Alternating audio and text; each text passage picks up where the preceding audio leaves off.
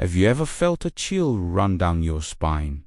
A sudden, inexplicable sense of dread that tells you something is terribly wrong. I'm not talking about a spooky movie or a ghost story told around a campfire.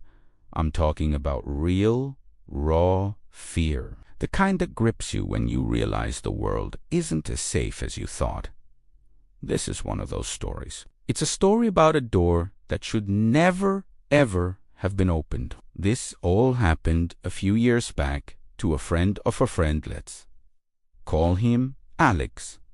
Alex was a college student, bright, a bit of a skeptic, and always looking for a good deal. When he found an incredibly cheap apartment for rent just off campus, he thought he'd hit the jackpot. It was an old building, the kind with character creaky floorboards, high ceilings, and that faint, musty smell of history. The landlord was an elderly man who seemed a bit eccentric but harmless. He gave Alex a quick tour, pointed out the amenities, and handed over the keys. But there was one strange instruction. In the back of the small living room, there was a narrow, plain wooden door. The landlord pointed to it and said, "This door stays locked. Always don't try to open it. The last tenant, well, just leave it be." Alex, being a practical guy, just nodded. He figured it was probably a storage closet full of the landlord's old junk, or maybe it led to a part of the building that was under repair. He didn't think much of it. For the first few weeks, everything was perfect. The apartment was quiet, the location was great, and he was settling into his new life. The door was just part of the furniture, a silent, forgotten feature of the room. But curiosity, as they say, is a powerful thing. It started subtly. At night, when the rest of the building was silent, Alex would sometimes hear things. A faint scratching sound, like a mouse behind the wall. He'd dismiss it, telling himself it was just an old building settling. Then the scratching became more distinct, more rhythmic. It sounded less like an animal and more ... intentional. It always seemed to be coming from behind that specific door. He'd press his ear against the cold wood, but the moment he did, the sound would stop. It was unnerving, to say the least. He tried to rationalize it. It's the pipes, it's the neighbors, it's the wind. But a part of him knew it was something else. One evening, while studying for his midterms, he heard a new sound, a soft, low murmur. It was so faint, he thought he was imagining it. He turned off his music and listened intently. There it was again, a whisper, too indistinct to make out any words, but it was undeniably a voice, and it was coming from the other side of the door. That's when the unease turned into genuine fear. Alex called his landlord the next day. "Hey," he said, trying to sound casual, "about that locked door. I've been hearing some strange noises, scratching, and maybe even voices." There was a long pause on the other end of the line. The landlord's voice, when he finally spoke, was strained. "Son, I told you to leave it alone. It's nothing, just old pipes. Don't worry about it." But his tone said the exact opposite. It was a warning. This only fueled Alex's obsession. What could be behind that door that was so secret? Was someone trapped? Was it something dangerous? His mind raced with possibilities, each one more terrifying than the last. The rational part of his brain screamed at him to listen to the landlord, to pack his bags and leave. But the other part, the part that was a mix of curiosity and a strange sense of responsibility, couldn't let it go. He felt like he had to know. He started examining the door more closely. It was solid oak, with an old, tarnished brass doorknob and a heavy-duty deadbolt. It was clear someone wanted to keep it shut or keep something in. He jiggled the knob. Locked tight. He pushed against the wood. It didn't budge. The mystery was consuming him. He wasn't sleeping well. and he found his eyes constantly drifting towards the door, as if expecting it to burst open at any moment. The breaking point came one rainy Tuesday night. The scratching was louder than ever before, frantic and desperate, and the whispering.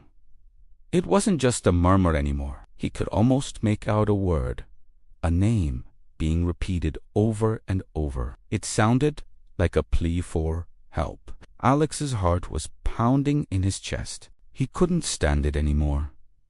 He had to do something. He grabbed a screwdriver and a hammer from his small toolbox. He told himself he was doing the right thing, that there might be someone in distress on the other side. He started with the hinges, trying to pry them loose. The old meta groaned in protest, but after a few minutes of frantic work, the pins came free. The door sagged, held only by the lock.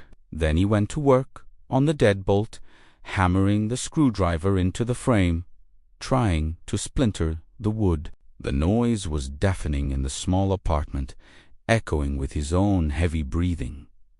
Sweat poured down his face. Finally, with a loud crack, the wood around the lock gave way. The door swung inward with a low, mournful creak, revealing a pitch-black space beyond. A wave of cold, stagnant air washed over him, carrying a smell that was sickly sweet and metallic, like old pennies and decay. He flicked on his phone's flashlight and aimed it into the darkness.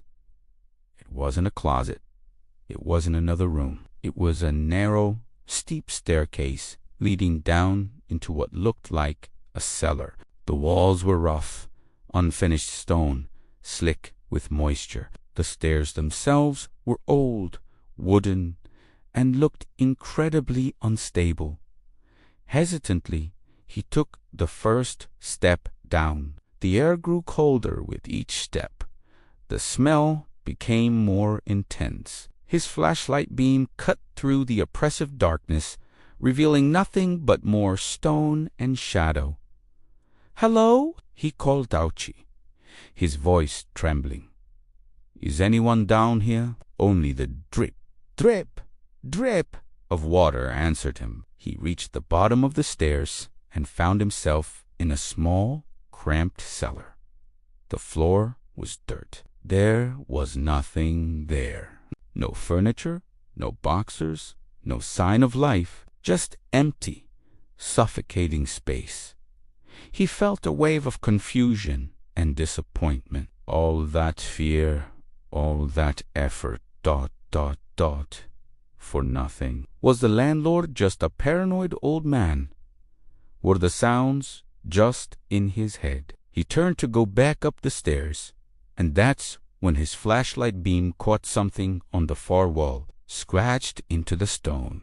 Over and over again were words, hundreds of them, gouged into the rock with what looked like fingernails. They were frantic, overlapping, and barely legible. As he moved the light closer, he could make out a single, repeated phrase, "Don't let me out." A paralyzing cold shot through him, a cold that had nothing to do with the temperature in the cellar. "Don't let me out." Not let me out. The scratching, the whispers, they weren't pleas for help. They were a warning. It wasn't someone trying to get out. It was something trying to keep someone else, or something else, from getting in. Suddenly, he heard a noise from above. A soft click. He spun around and aimed his light back up the stairs. The door at the top of the stairs had just swung shut. He heard the distinct metallic sound of the deadbolt sliding back into place. He was locked in. He screamed. He pounded on the door.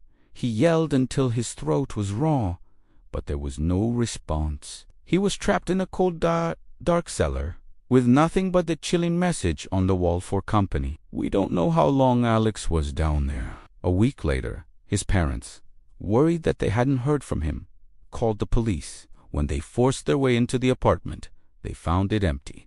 The strange door in the living room was sealed shut, looking as if it hadn't been opened in decades. There was no sign of a struggle, no sign of Alex.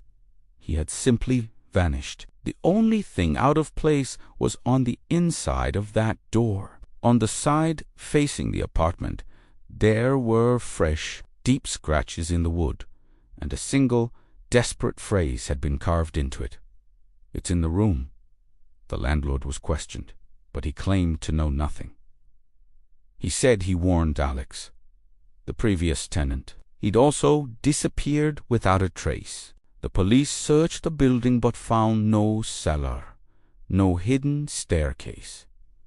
It was as if it had never existed. The apartment was sealed, and the building was eventually condemned. But the story lives on, a terrifying reminder that some warnings should be heeded, and some doors are meant to stay closed forever. What was it that Alex let into his room? We'll never know. But whatever it was, it's a chilling thought that the greatest horrors aren't the ones trying to get out, but the ones trying to get in. Thanks for joining me for this unsettling tale. If you have a story that made you question reality, I'd love to hear about it in the comments. Don't forget to like this video and subscribe for more dives into the unexplained. Stay safe out there, and maybe double check your locks tonight.